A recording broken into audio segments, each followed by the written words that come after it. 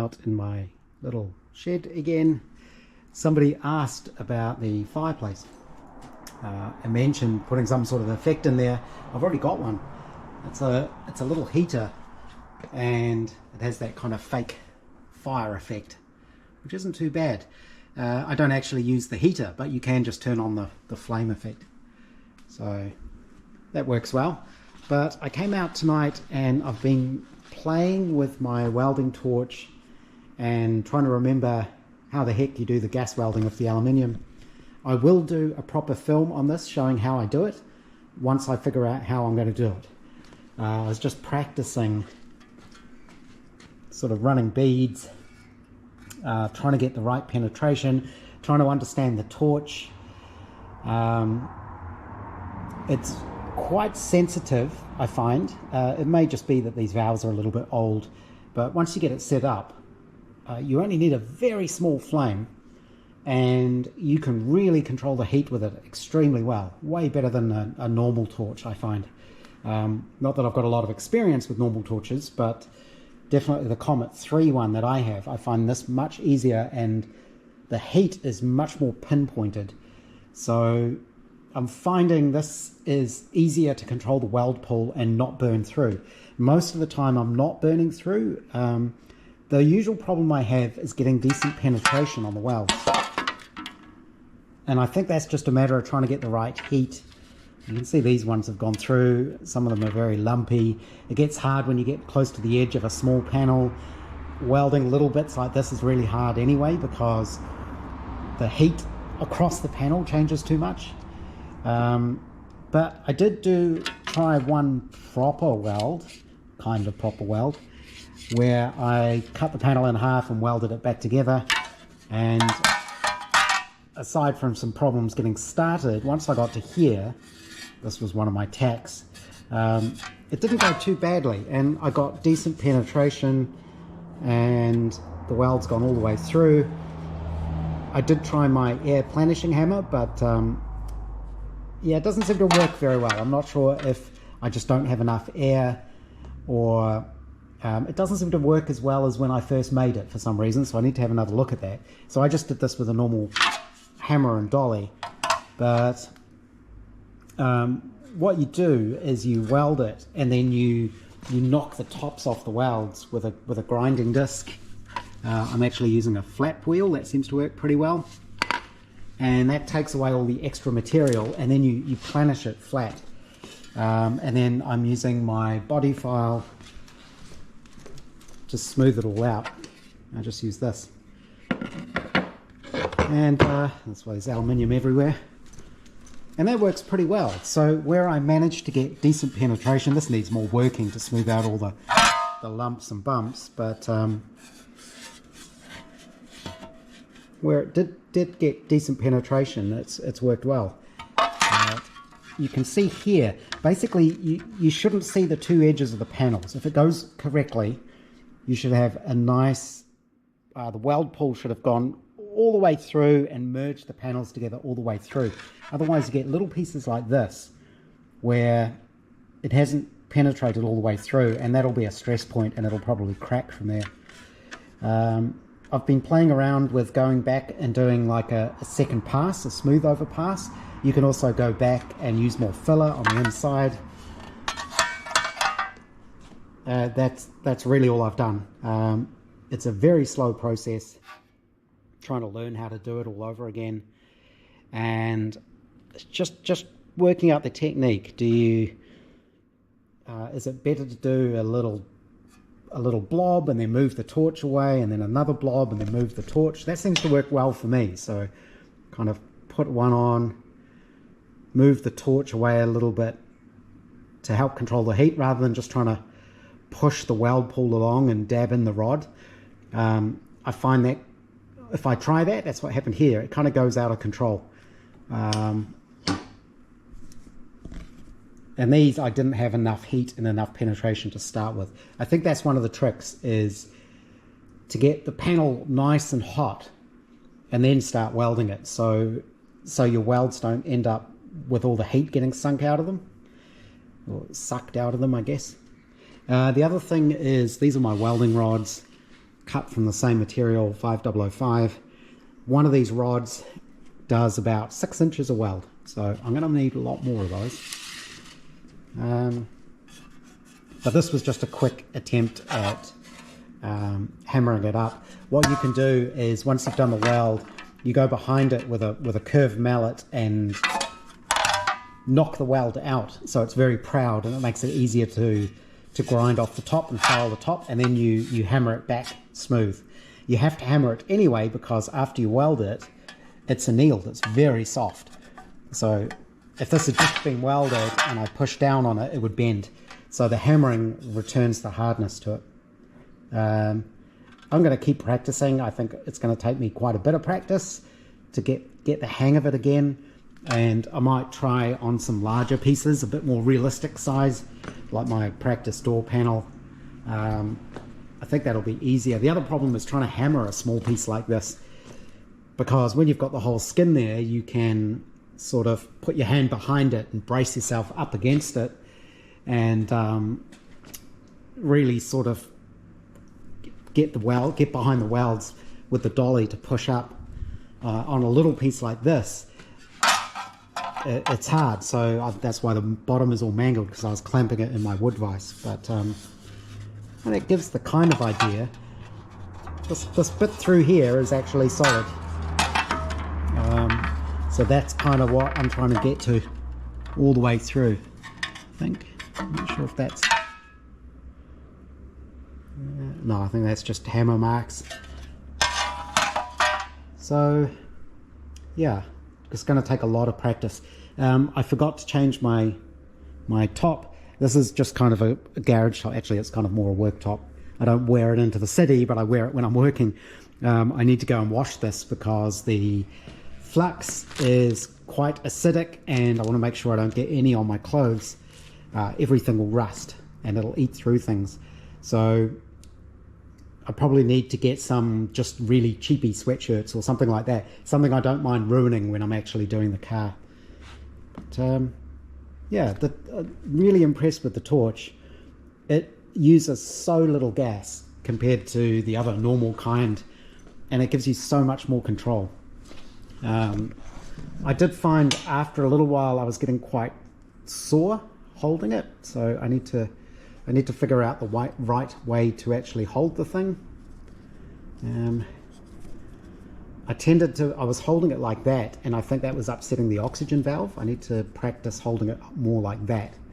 That's kind of how you're supposed to hold it, I think. Plus I need to practice with the right angles and all that kind of thing, keeping it perpendicular to the weld to get the heat even.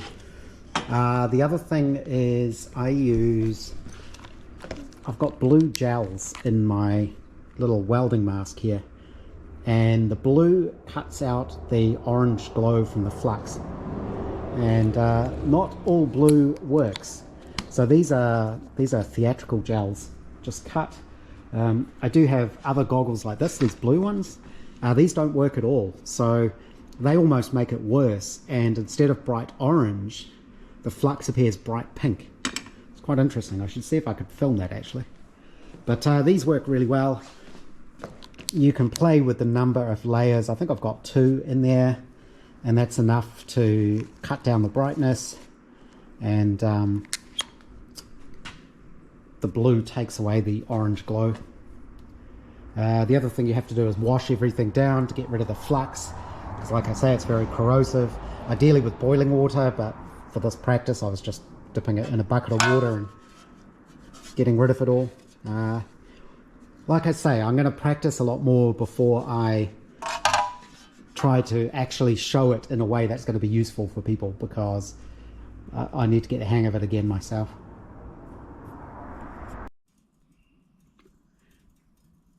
This massive mess is because I've been practicing my aluminium gas welding.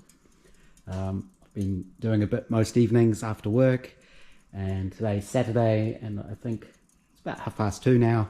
I've been going since this morning, just practicing, trying to figure out what works and what doesn't. I think I'm finally starting to get the hang of it.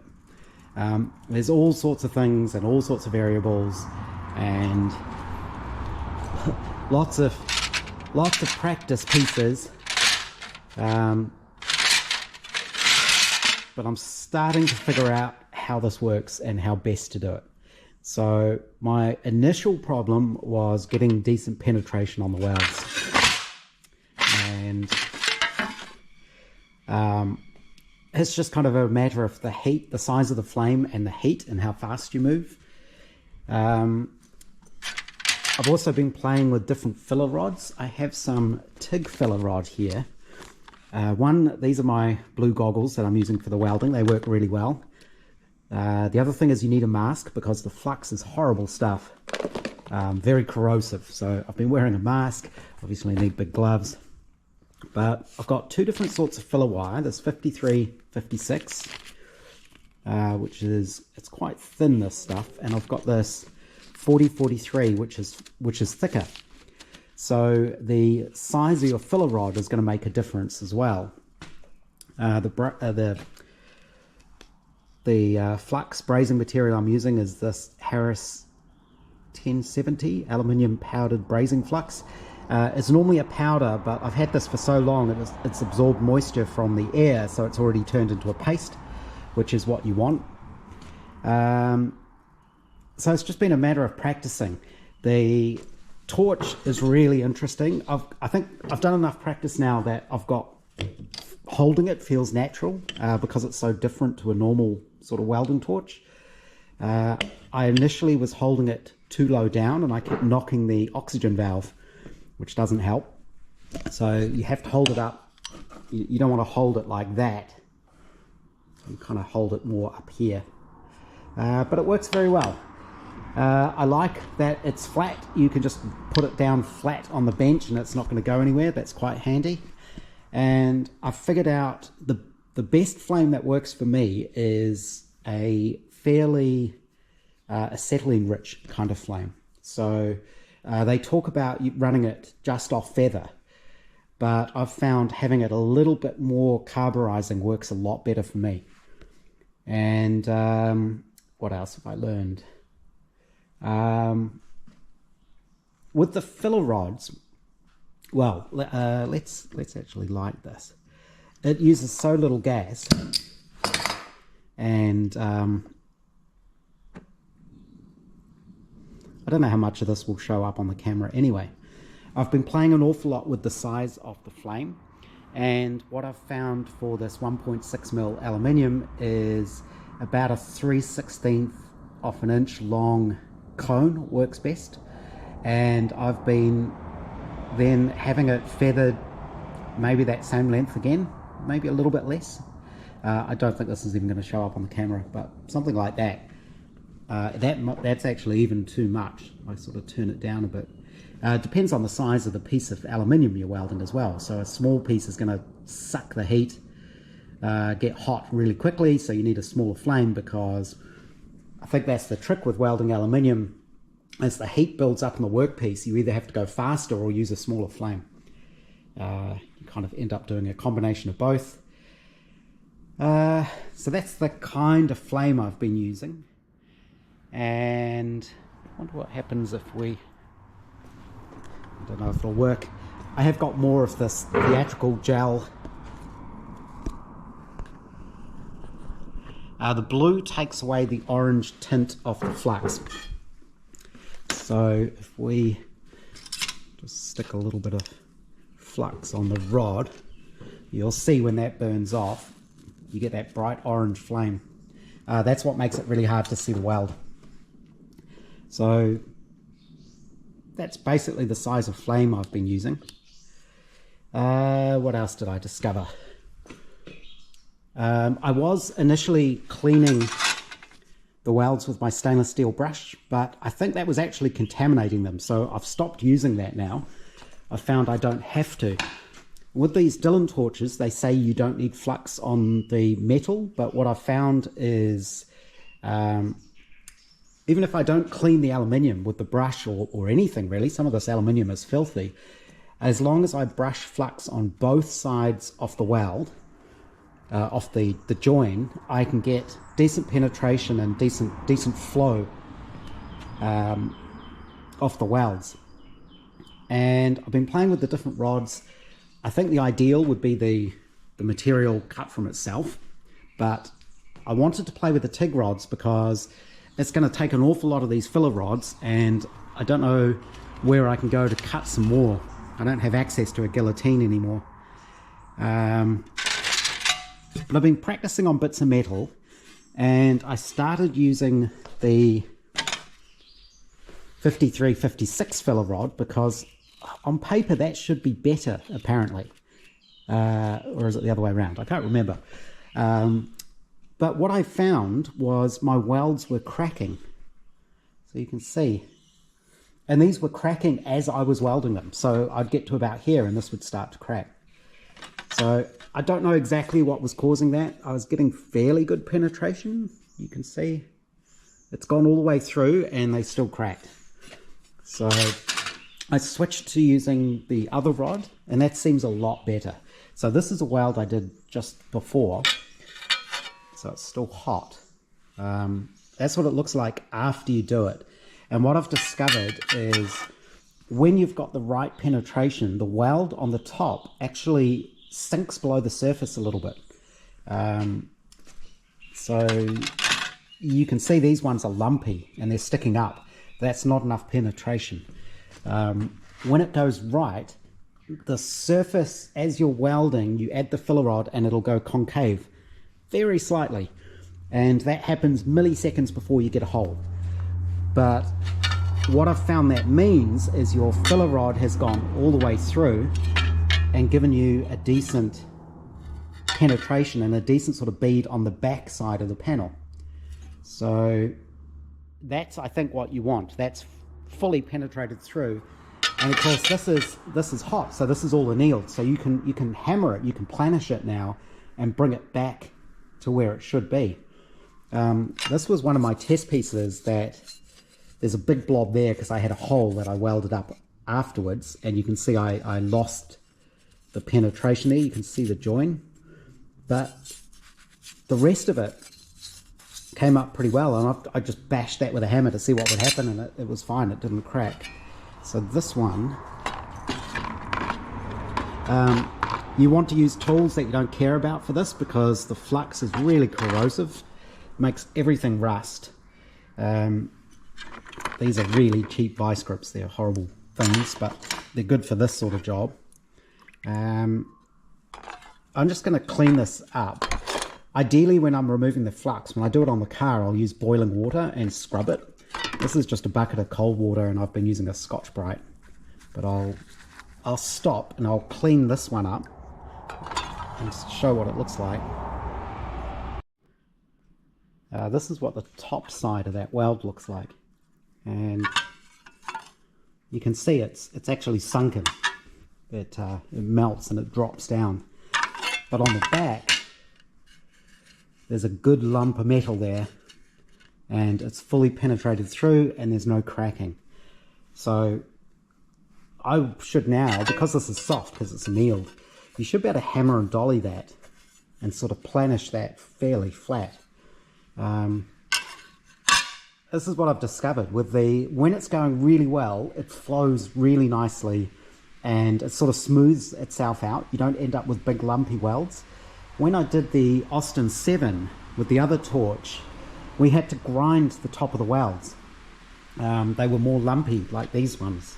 Well, these were my early practices. Yeah, still got decent penetration through, but there's a lot of metal on top of the weld. So I think this is better. So what I'll do is I'll do some more experiments with hitting it with a hammer and seeing if it cracks.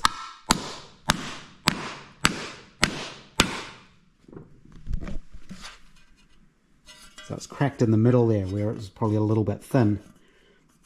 But it's not too bad.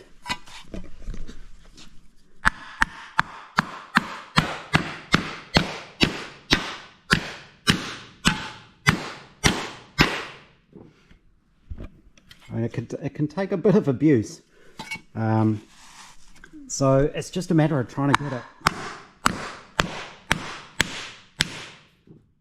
get it consistent. And of course, if it cracks, you can weld it back up.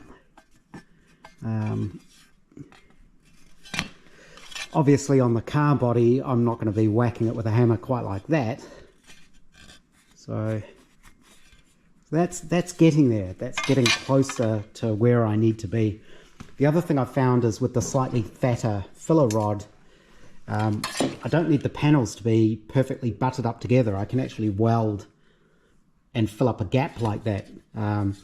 So to do my practices, I've been cutting slots and pieces of metal and then hammering them flat and welding them back together.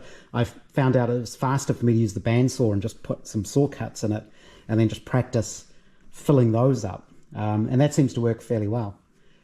So I don't know if I can actually film me doing it, and I don't know that you would see much anyway. The other thing is I want to keep the camera away from this horrible flux. But I'll see if I can do it. I'm just going to practice a little bit more, I think, and do a little bit more practice with this 4043 rod, which seems nice, and that seems like the right sort of diameter. It's I don't know what diameter that is. I don't know where my calipers have gone. 2.4 millimeter. So this is 2.4 mil rod, and I'm using 1.6 mil aluminium thickness, and that seems to give me a nice blob of aluminium in there. I might weld these two up and just see what that looks like. The other thing worth mentioning is normally they say you should flux the rod, and that's what we did when we did the Austin 7. You brush the flux over the rod and then heat it up to evaporate the water so it leaves it coated in flux. What I've found has been working better for me, and it's only possibly because it slows me down maybe, or helps me maintain the right pace, is actually just dipping the rod into the flux as I go.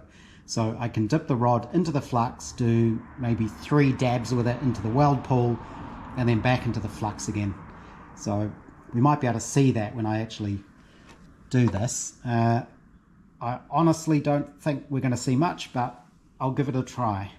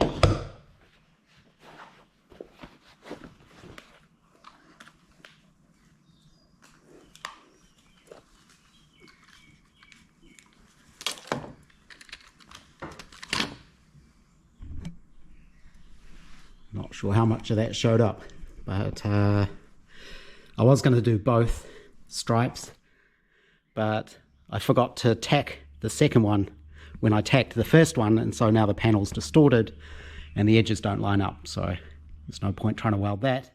And I did end up blowing a hole in it, which is still always a danger, but what I've found is you just keep going and you can come back later on. If you let the panel cool down, you can fill up the hole. You do have to do a bit of grinding, but it's not too bad to fill it up. So I went a little bit wonky, so I still need to practice, but hopefully you can see the penetration there is really good. There's a good blob on the back, which means you can hammer and dolly top side back to flat again. You can see how the edges have moved apart just because of the heat in the panel there. So I got the first tack in. So I'll let that cool down a little bit and I'll hammer it to get the edges to line up, and then I'll try that second pass, I think.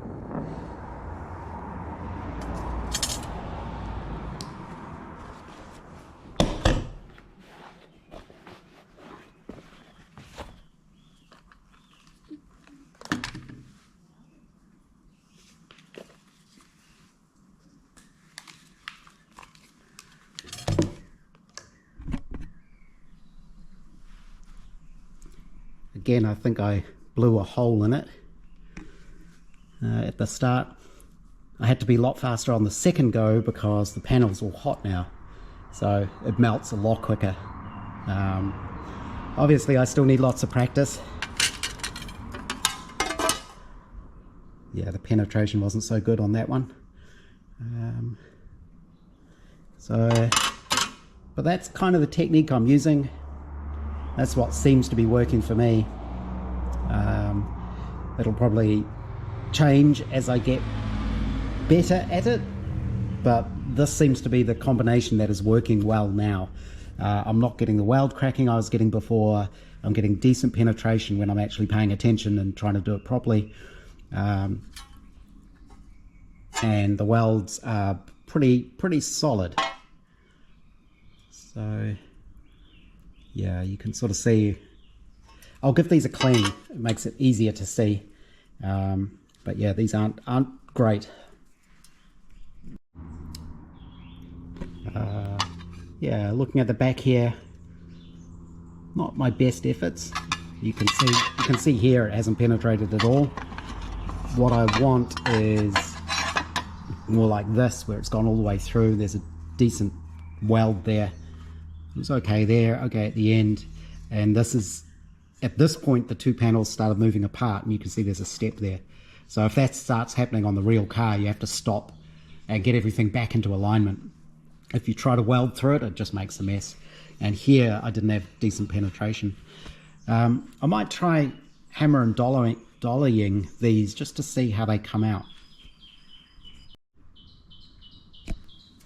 So after bashing it with a hammer and dolly, not in a particularly careful way, I was more interested in seeing if the weld would crush down and if it'll crack. And it cracks where you'd expect it to crack, where the penetration isn't very good. So in the middle there, and on this top one where I didn't get any penetration at all, it cracks along there, of course. Effectively it's already cracked because it hasn't been fused together. But the places where I do have a good weld, it's good. Like I say, I wasn't trying to smooth this out, I was just hitting it to see what would happen, and that'll come up okay. When I do the actual car, obviously I'll file it, grind it a little bit, file it to remove the excess material and try and make a much neater job of it. But in terms of the weld being strong enough, if I can get a good, decent weld, that'll do the job. So, like I say, it just takes tons of practice. You know, I think I've been going about 6 hours today. I should probably check my oxyacetylene supplies. The great thing about this torch, these Dillon torches, is they use really low pressure. So about 4 psi. Yeah, so my acetylene's almost gone, my oxygen's almost gone. So I'll have to get new gas cylinders soon. But it definitely uses way less than a conventional torch. And the other good thing, the pressure is low, so it doesn't blow the aluminium, the molten aluminium everywhere. But what I found is the size of the flame, like a millimeter's difference on the size of that cone on the flame, makes a massive difference to how much heat you get. So it's quite fiddly getting it getting exactly the sort of flame you need without overdoing it. So for example, I found about 1/8 of an inch is a bit too small, 3/16 is about right, 1/4 of an inch is way too much. So you just sort of adjust it, dial it in carefully. But it's good. I'm pleased with how it's going. I think I'm going to do more practice, but I think I can start actually making some panels soon. The front ones are pretty easy. There's just going to be a couple of welds. So there'll be a weld along here, same on the other side. The back gets a little trickier. I'll have to figure out how many pieces I'm going to make it in. It kind of comes down to where it makes sense to put the welds and what you can actually manhandle in the wheeling machine. So I'm thinking there's going to be, I might be able to get away with one across the top, then down the side there, Or do you do one long piece along the side to here, and then a piece here for this piece, and a piece there? Probably that, actually. But it depends, like I say, trying to wheel that a long thin strip like that and get shape in it kind of that way might be a little bit awkward, so maybe it ends up being a couple there and a couple there. Not sure. The other thing is I don't have as many sheets of aluminium as I thought I had. I've got 2 full sheets. Really I need 3, and that's not even taking into account messing things up, so I may have to order more aluminium, but I've got enough to make a start. No welding on the doors, of course. It's just a matter of making the skin and hammering it around the edges. But because I've changed my mind and I'm using aluminium now and not steel, I think I may end up having to reduce, put a little bit of more clearance in these gaps because the aluminium is thicker. But, it's good. It's definitely coming along. And like I say, in these areas where you don't have decent penetration, you can go back and weld it again. So you can go back, same with the holes, you can fix the holes afterwards.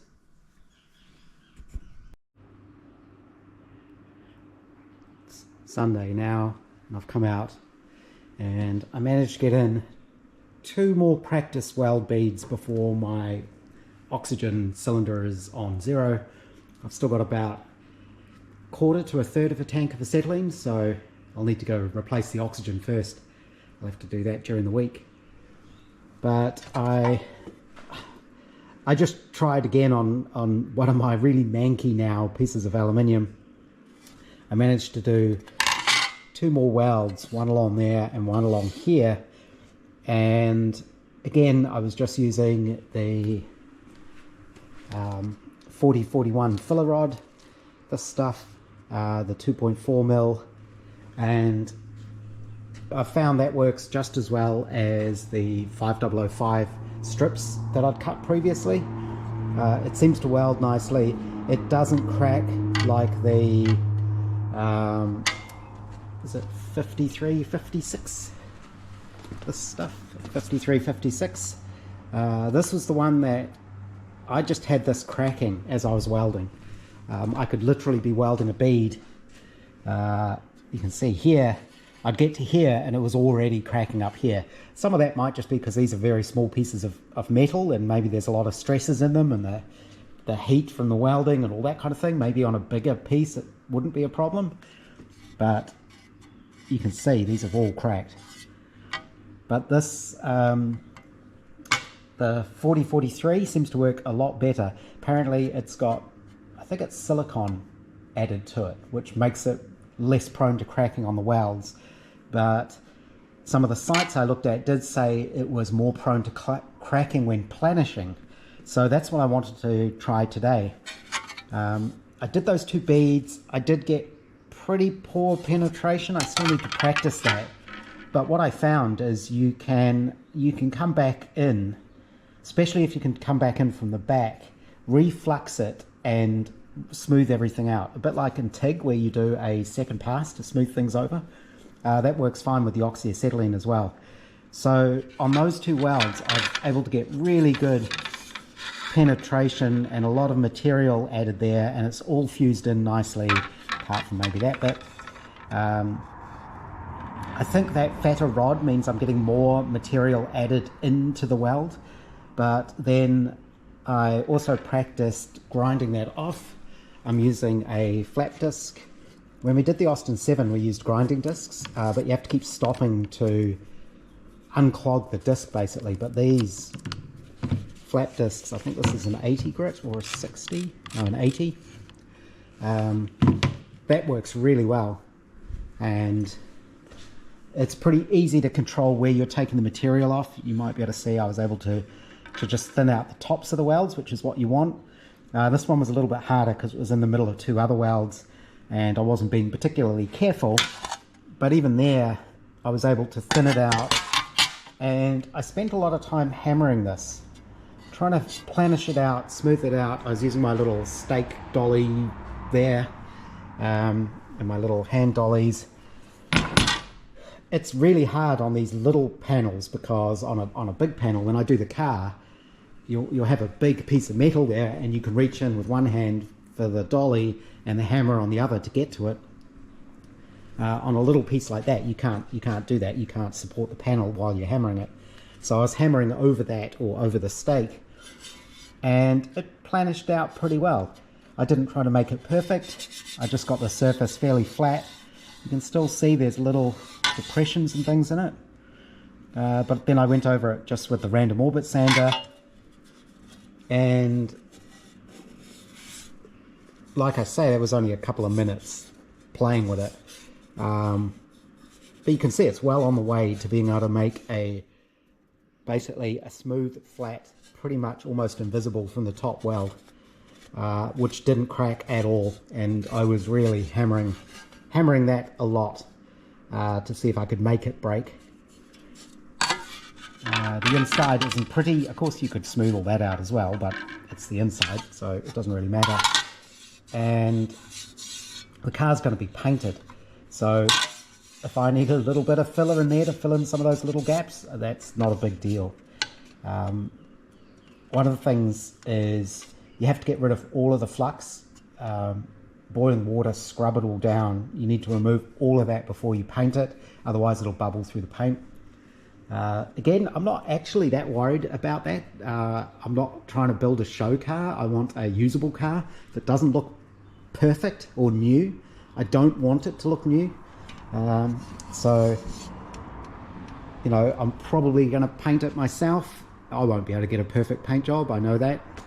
Same with this, I won't be able to get a perfect body because I'm building it myself and welding it myself, but it should be good enough. Good enough to look like an old car. Yeah, so I'm pleased with that. I'm just annoyed I have to stop now because I feel like I'm just starting to get the hang of it, and I still need way more practice. When I do the car, I'll start on the easy bits, so that by the time I get to the end, which will be down that end somewhere, hopefully I've had a lot more practice and I'm less likely to screw it up. The worst that can happen is I mess it up, I have to remake panels, I waste a bunch of time in gas and aluminium. But that's okay, I'm not doing it as a business. So yeah, that is very promising. I do wonder, if you polish that, would you see a color difference between the 5005 and that 4043? Like I say, I'm not going to polish it, so that doesn't really worry me. But just from the quick touch with a 80 grit on the random orbit, it all kind of blends in together. And here, can't really see any difference. So I think that's going to be what I'm going to do. That's how I'm going to do it. I did have to order more flux. And again, this is where it's really annoying in New Zealand. We're really limited to what you can get. So a couple of places did have this flux. It does say this is for the Harris brazing rods.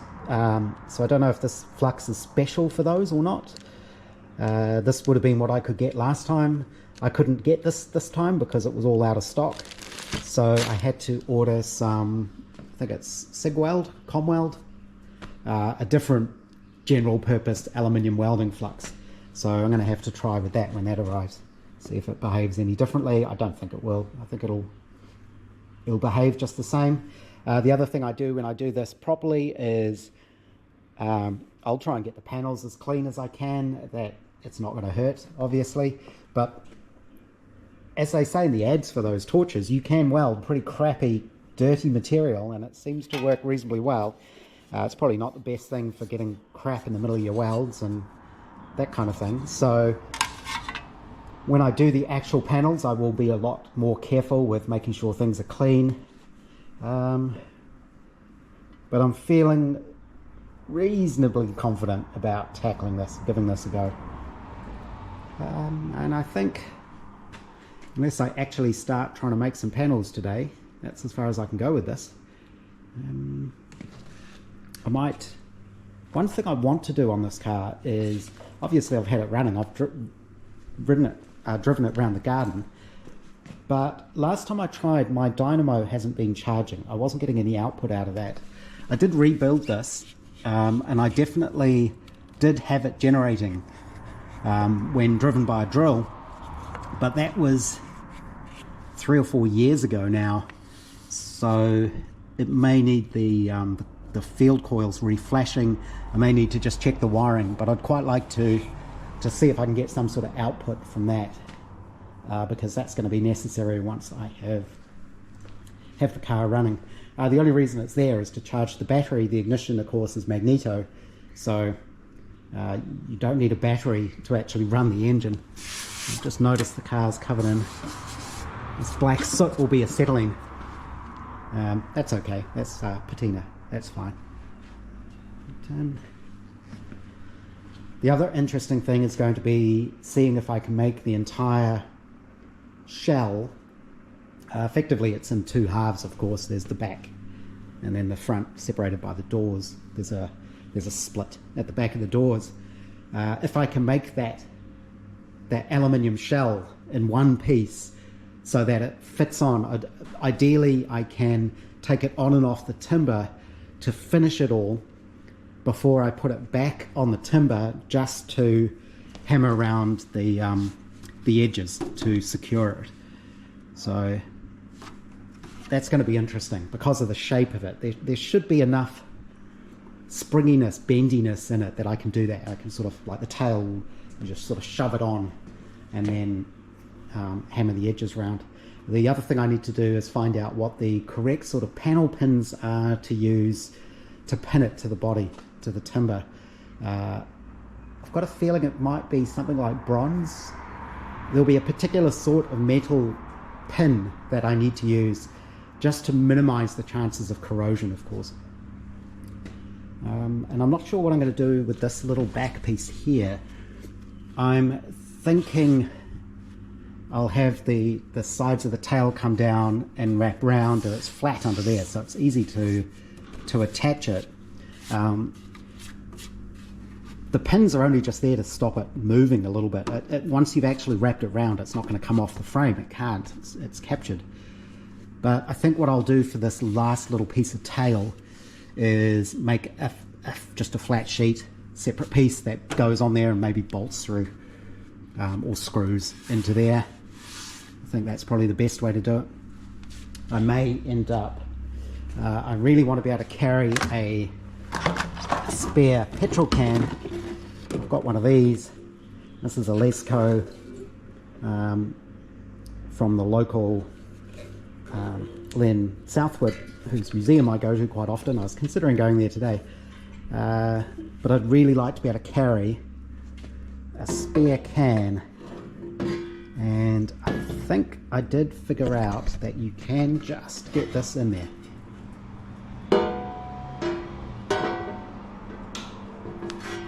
Can't remember how. There you go. So I may make a little thing, like a cradle or something, so that will actually sit in there. I was thinking that might be a good idea.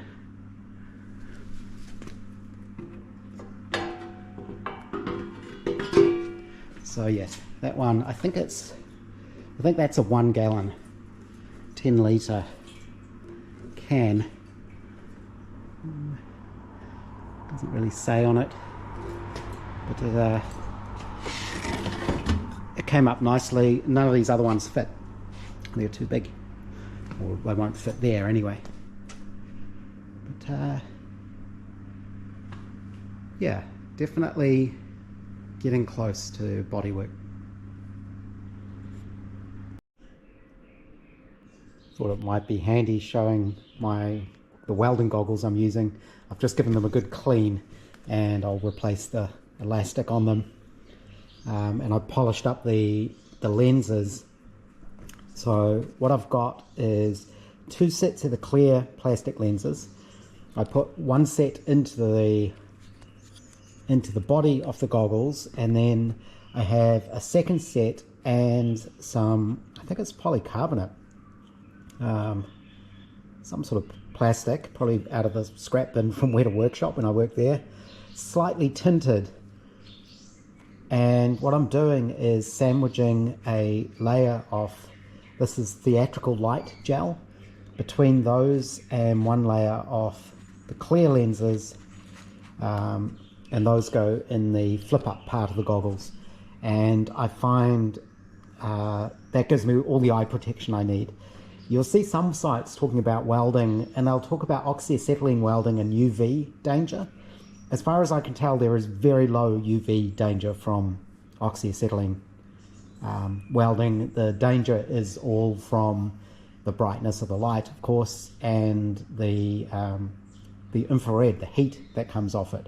But all of this is enough to protect you from that.